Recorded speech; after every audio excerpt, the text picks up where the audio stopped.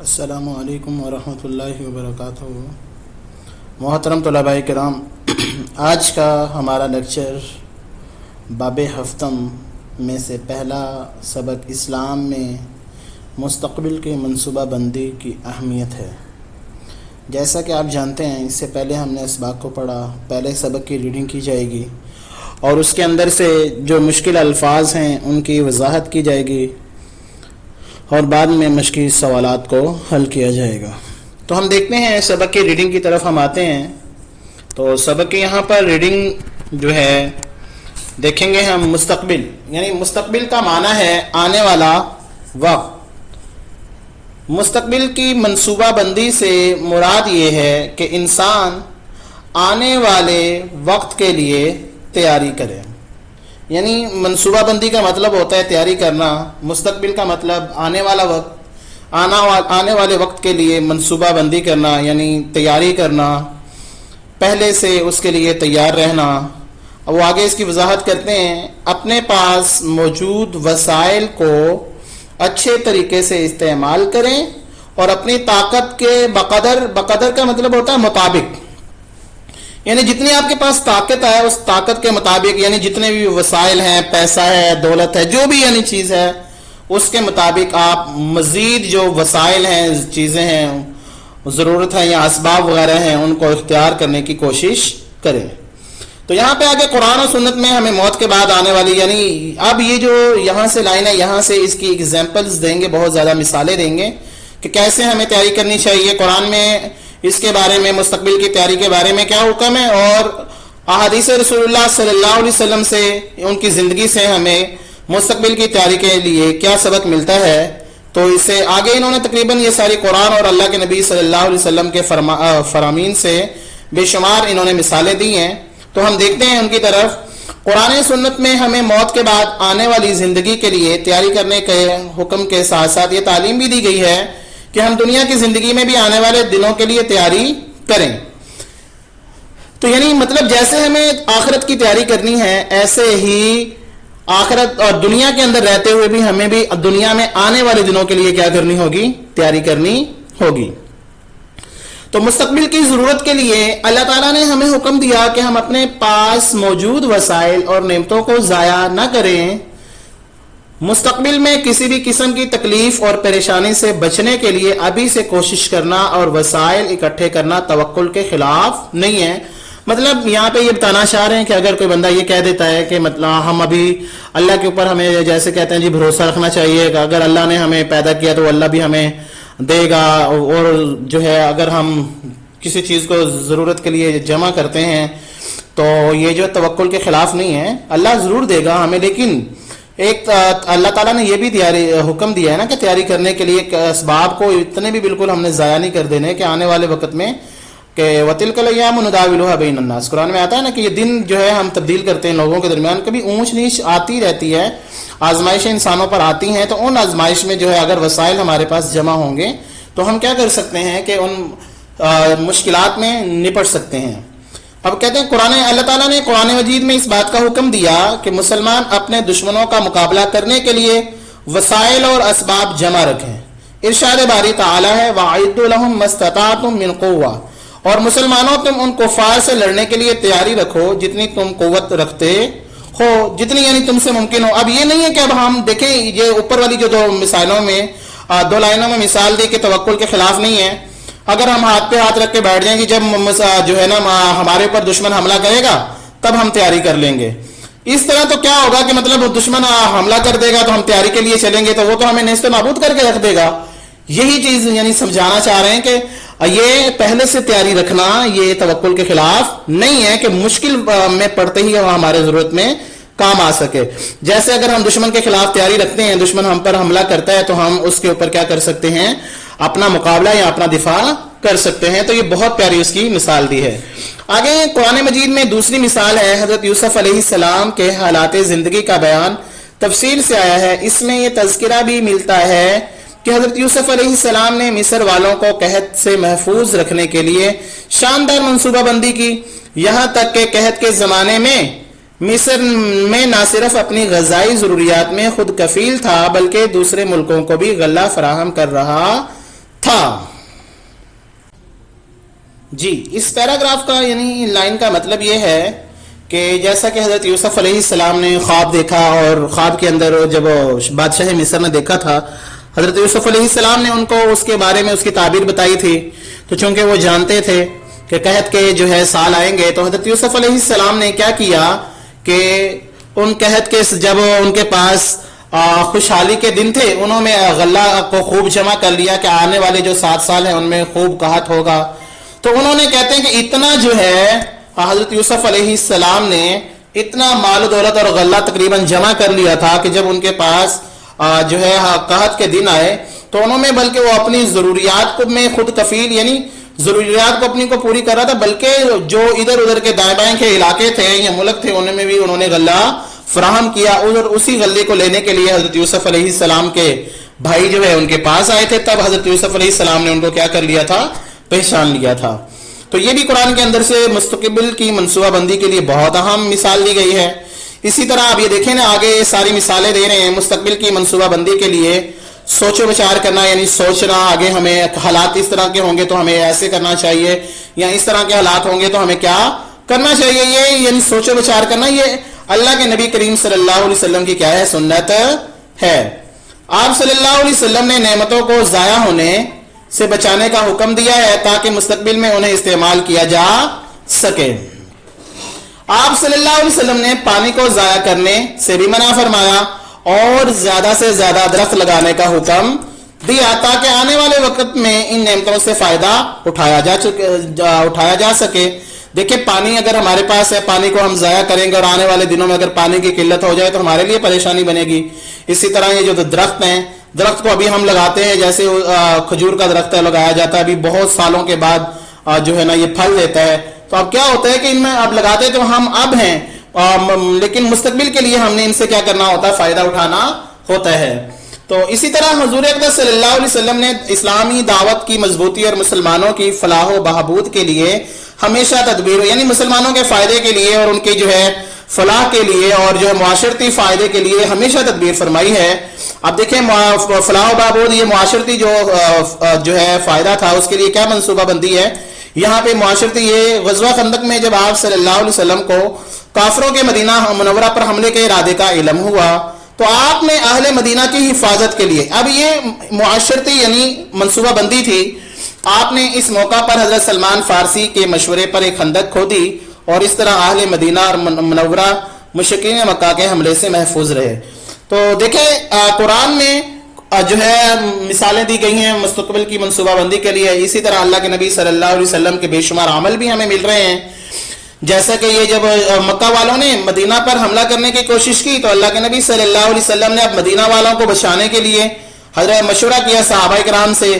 تو مختلف صحابہ کرام نے مختلف مشورے دیے, لیکن حضرت سلمان فارسی نے جو مشورہ دیا اور وہ اللہ کے نبی کو بہت پسند آیا اور یہ خندق کھودی گئی. اس طرح جو ہے مدینہ میں ہی رہ کر ان سے لڑائی کی گئی اور جو ہے مدینہ والوں کو محفوظ کیا گیا. اسی طرح حضور اکرم صلی اللہ علیہ وسلم کی مستقبل کی منصوبہ بندی کی ایک روشن مثال یعنی واضح جو مثال ہے وہ صلح حدیبیہ کا واقعہ بھی ہے.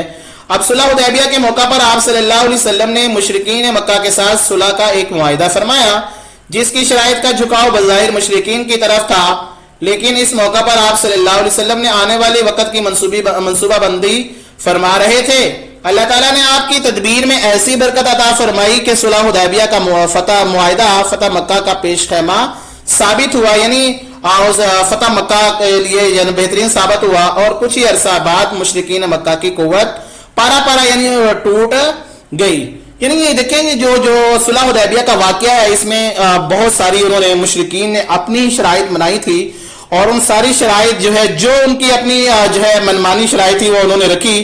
اسی طرح جیسے کہ حضرت ابو جندل رضی اللہ تعالیٰ عنہ جو اس وقت بیڑیوں میں جکڑے ہوئے تھے وہ بھی آ گئے تھے, لیکن وہ بھی اس وقت ان کو ساتھ لے گئے. صحابہ کرام اس بات پر بھی کافی مطلب جو ہے وہ چاہ رہے تھے کہ وہ نہ جائیں, لیکن چونکہ معاہدہ ہو چکا تھا اللہ کے نبی صلی اللہ علیہ وسلم نے اس وقت جو ہے خاموشی اختیار فرمائی اور جو ہے چپ رہے. لیکن کیا ہوا کہ وہی خاموشی اور وہی حکمت عملی اللہ کے نبی صلی اللہ علیہ وسلم کی جو ہے مکہ کو فتح کرنے کا سبب بنی اور مسلمانوں نے مکہ کو کیا کر لیا, فتح کر لیا. اور اس سے جو ہے مشرکین کی کیا ہو گئی, ساری جو قوت تھی وہ ٹوٹ گئی اور اب بڑے شمار لوگ کیا ہو گئے مسلمان میں جو ہے فتح مکہ کے موقع پر اسلام میں داخل ہو گئے. تو یہ اللہ کے نبی صلی اللہ علیہ وسلم کی مستقبل کی منصوبہ بندی اور حکمت. تو یہ ہم نے مطلب 3-4 حدیثیں یعنی مثالیں پڑھ لیں. آگے یہ مثال آ رہی ہے کہ ہر مسلمان کو چاہیے کہ وہ اللہ تعالیٰ کے حکم اور آپ صلی اللہ علیہ وسلم کی جو ہے سنت کی اتباع میں آنے والے وقت کے لیے خود کو تیار کریں. ہاتھ پر ہاتھ دھرے بیٹھے رہنے والے اور وسائل ضائع کرنے والوں کو اللہ تعالیٰ پسند نہیں فرماتا, کیونکہ اللہ تعالیٰ قرآن میں فرماتا ہے انہ لا یحب المسرفین, بے شک وہ اللہ بیجا خرچ کرنے والوں کو پسند نہیں فرماتا. اور آگے اللہ تعالیٰ ان لوگوں کو پسند فرماتا ہے جو اپنی قوت اور عقل کو کام میں لاتے ہیں اور اپنے دوسروں کے فائدے کے بارے میں سوچتے ہیں. مستقبل کے کسی بھی کام کی منصوبہ بندی کرتے ہوئے ہمیں شریعت کی متعین کردہ حدود کو پیش نظر رکھنا چاہیے. یعنی جب بھی ہم مستقبل کی منصوبہ بندی کریں گے تو ہم جو ہے شریعت نے جو ہمارے لیے جو حدیں یعنی حدود طے کر دی ہیں, ایک لائن باؤنڈری بنا دی ہے, اس باؤنڈری کے اندر رہتے ہوئے ہم نے جو ہے منصوبہ بندی کرنی ہے. شریعت کی حدود سے ہمیں نکلنا نہیں ہے. یا کوئی ایسی منصوبہ بندی یا تدبیر نہیں کرنی چاہیے جو اللہ کے حکم کے خلاف ہو. اس بات کا بھی ہم نے مستقبل کی پابندی کو یعنی جو ہے کرتے ہوئے خیال رکھنا ہے. اپنے ارادوں اور منصوبوں میں سودی لین دین سے بھی ہم نے بچنا ہے, رشوت سے بھی بچنا ہے, جھوٹ سے بھی بچنا ہے, دھوکے سے بھی ہم نے بچنا ہے, کسی کی حق تلفی بھی نہیں ہونی چاہیے, مادیت پرستی کو شامل نہیں کرنا یعنی اپنی انا کو بیچ میں شامل نہیں کرنا ہے. مستقبل کی منصوبہ بندی اور تدبیر کرتے ہوئے توکل کو بھی پیش نظر رکھنا چاہیے. توکل کا معنی یہ ہے کہ انسان اسباب ضرور اختیار کرے لیکن اس کا بھروسہ اللہ کی ذات کے اوپر ہونا چاہیے. یعنی یہ توکل کا معنی یہاں پہ بتا رہے ہیں. تو آگے جب بھی کوئی شخص یا قوم منصوبہ بندی اور سمجھ بوجھ کے ساتھ فیصلے کرتی ہے تو اس شخص اور قوم کی زندگی پر بہت سے مثبت اثرات مرتب ہوتے ہیں. اب جن میں سے چند یہ ہیں, یعنی یہ منصوبہ بندی سے فیصلے کرنے سے کیا فائدے حاصل ہوتے ہیں, یہ فوائد بتا رہے ہیں. بہت سے وسائل ضائع ہونے سے بچ جاتے ہیں, خوشحالی اور آسودگی نصیب ہوتی ہے, دوسروں کے آگے ہاتھ پھیلانا نہیں پڑتا, وسائل میں اضافہ ہوتا ہے, پورا معاشرہ ترقی کرتا ہے, بہتر منصوبہ بندی کرنے والے بہترین نتائج حاصل کرتے ہیں, معاشرہ انتشار یعنی ٹوٹنے پھیلنے سے اور افراتفری سے بچ جاتا ہے. مستقبل پر نگاہ رکھنے والے لوگ اپنے انفرادی اور اجتماعی تعلقات میں میانہ روی کو پیش نظر رکھتے ہیں جس کی وجہ سے انہیں شرمندگی یا نقصان کا سامنا نہیں کرنا پڑتا. اسلام کی بھی یہی تعلیم ہے. یعنی جو لوگ مستقبل میں اکیلے یا لوگوں کو ملا کے ان چیزوں پر پیش نظر رکھتے ہیں انہیں مستقبل میں کسی بھی قسم کی جو ہے پریشانی نہیں ہوتی, نہ لوگوں کے آگے ہاتھ پھیلانا پڑتا ہے, اور وہ بہت سارے جو ہے نا اپنے جو ہے بہت ساری چیزوں سے وہ بچ جاتے ہیں. تو آج کا زمانہ حکمت و تدبیر کا زمانہ ہے. افراد اور قوم آج کی کل کی مستقبل کی منصوبہ بندی پر بہت سا سرمایہ لگا رہے ہیں اور کئی سالوں کے لیے منصوبہ بندی کر رہے ہیں. تو ہمیں بھی چاہیے کہ ہمیں جو ہے انفرادی طور پر اجتماعی طور پر مستقبل کی منصوبہ بندی کرنی چاہیے تاکہ ہم ترقی کر سکیں اور ایک جو ہے خوشحال معاشرہ بنا سکیں. جی بالکل, جبھی ہم معاشرے کے لیے جب وہ کریں گے تبھی انشاءاللہ ہم جو ہے اس دنیا کے اندر دوسری قوموں سے ہم آگے نکلیں گے. اور اسلام کی تعلیمات ہی یہی ہیں, لیکن آج مسلمان کیا اسلام کی تعلیمات سے دور ہو گئے ہیں, اس لیے وہ خسارے کی طرف جا رہے ہیں. تو مستقبل کی منصوبہ, اب یہاں سے ہم دیکھیں گے MCQs کو دیکھیں گے. مستقبل کی منصوبہ بندی کا معنی ہے انسان تیاری کرے آنے والے وقت کے لیے. مصر والوں کو قحط سے بچانے کے لیے شاندار منصوبہ بندی کی. حضرت یوسف علیہ السلام نے غزوہ خندق کے موقع پر خندق کھودنے کا مشورہ دیا. حضرت سلمان فارسی نے فتح مکہ کا پیش خیمہ ثابت ہوا.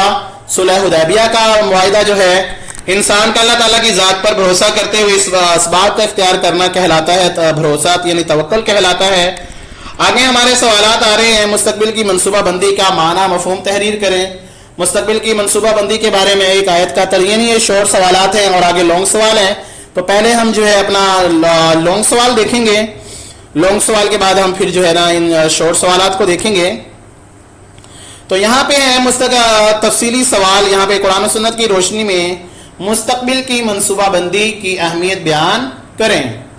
تو جواب ہے قرآن کی روشنی میں مستقبل کی ضرورت کے لیے اللہ تعالیٰ نے ہمیں حکم دیا ہے کہ اپنے پاس موجودہ وسائل اور نعمتوں کو ضائع مت کریں. مستقبل کی تکالیف اور پریشانیوں سے بچنے کے لیے ابھی سے کوشش کرنا اور وسائل اکٹھے کرنا توکل کے خلاف نہیں ہے, جیسا کہ آپ نے وہاں پہ پڑھ لیا ہے. اللہ تعالیٰ نے قرآن میں اپنے دشمنوں کا مقابلہ کرنے کے لیے وسائل کو جمع کرنے کا حکم دیا ہے. اللہ تعالیٰ فرماتے ہیں وَأَعِدُّوا لَهُم مَّا اسْتَطَعْتُم مِّن قُوَّةٍ، اور مسلمانوں تم ان کفار سے لڑنے کی تیاری رکھو جتنی تم طاقت رکھتے ہو. تو یہاں پر حضرت یوسف علیہ السلام کی جیسا کہ مثال دی گئی ہے، تو حضرت یوسف علیہ السلام کی مثال اور یہ جو ہے یہ دونوں قرآن سے مثالیں تھیں. آگے احادیث کی روشنی میں جو ہے آپ صلی اللہ علیہ وسلم نے جیسے پانی کو ضائع ہونے سے بچانے کا حکم دیا اور جو ہے درخت لگانے کا حکم ہے یہاں پہ، یعنی میں نے بالکل شارٹ ہنٹ دیے ہیں تھوڑے سے، تاکہ جو ہے سوال کو انتہائی مطلب جو ہے آسان اور جو ہے تھوڑا کرنے کی کوشش کی ہے تاکہ جو ہے یاد کرنا آسان ہو. خندق کے موقع پر مدینہ منور پر حملے کا جو ہے علم ہوا تو سلمان کے مشورے سے خندق کو کھودنا اور اہل مدینہ کو حملے سے بچانا. اسی طرح مستقبل آپ صلی اللہ علیہ وسلم کی مستقبل کی منصوبہ بندی میں جو ہے یہ صلح حدیبیہ ہے. پھر اسی طرح یعنی حالانکہ شرائط کا جھکاؤ ان کی طرف تھا، اس کے باوجود بھی جو ہے لیکن اللہ کے نبی نے بہترین منصوبہ بندی کی اور جو ہے صلح حدیبیہ کا یہ معاہدہ فتح مکہ کو جو ہے فتح کرنے کا سبب بنا. تو خلاصہ اس کا یہ قرآن و حدیث سے ہمیں یہ سبق ملتا ہے کہ ہم مستقبل کے لیے منصوبہ بندی کریں تاکہ آنے والے مشکل حالات میں ہر قسم کی آفت سے محفوظ رہیں. تو یہ ہمارا ایک لانگ سوال تھا جس کو بالکل بہت ہی یعنی آسان اور شارٹ کر کے کیا گیا ہے. آگے جی مختصر سوال، مستقبل کی منصوبہ بندی کا معنی مفہوم یہ آپ لوگوں نے جیسا کہ پڑھ لیا ہے، وہاں پہ بھی مستقبل کا معنی ہے آنے والا وقت. مستقبل کی منصوبہ بندی سے مراد آنے والے وقت کے لیے تیاری کرنا اور موجودہ وسائل اور طاقت کو اچھے طریقے سے استعمال کر کے مزید وسائل اور اسباب اختیار کرنے کی کوشش کرنا. اسی طرح مستقبل کی منصوبہ بندی کے متعلق آیت کا ترجمہ وَأَعِدُّوا لَهُم مَّا اسْتَطَعْتُم مِّن قُوَّةٍ. اسی طرح حضرت یوسف علیہ السلام نے مستقبل کی منصوبہ بندی کیسے فرمائی، یہ سوال آ گیا. ٹھیک ہے، غلہ محفوظ کر کے ان کو جو ہے خود بھی اپنی ضرورتیں پوری کی اور لوگوں کو بھی دیا. اسی طرح نبی کریم صلی اللہ علیہ وسلم کی عمدہ تدبیر کی ایک مثال آپ نے پڑھ لی ہے، لانگ سوال کے اندر بھی پڑھ لی ہے کہ صلح حدیبیہ کا معاہدہ ہے. ٹھیک ہے، جس سے جو ہے یہ بہت اچھی واضح عمدہ تدبیر کی مثال تھی. ان کی شرائط کا جھکاؤ ان کی طرف ہونے کے باوجود بھی اللہ تعالیٰ نے مکہ کو فتح کرنے کا سبب بنایا. آگے مستقبل کی منصوبہ بندی کے 2 فائدے تو میں نے یہاں پہ 4 کر دیے ہیں، 4 میں سے کوئی سے بھی 2 یاد کر لیں تو بہت سے وسائل ضائع ہونے سے بچ جاتے ہیں، خوشحالی آتی ہے، دوسروں کے آگے ہاتھ پھیلانا نہیں پڑتا، وسائل میں اضافہ ہوتا ہے اور پورا معاشرہ ترقی کرتا ہے. تو یہ ہمارا جو ہے لانگ سوال تھا اور شارٹ سوال تھے. امید ہے کہ آپ کو سمجھ آ گئے ہوں گے. اگر پھر بھی کسی بچے کو کوئی چیز سمجھ نہیں آئی تو وہ کمنٹ میں پوچھ سکتا ہے، انشاءاللہ مکمل اس بچے کی رہنمائی کی جائے گی.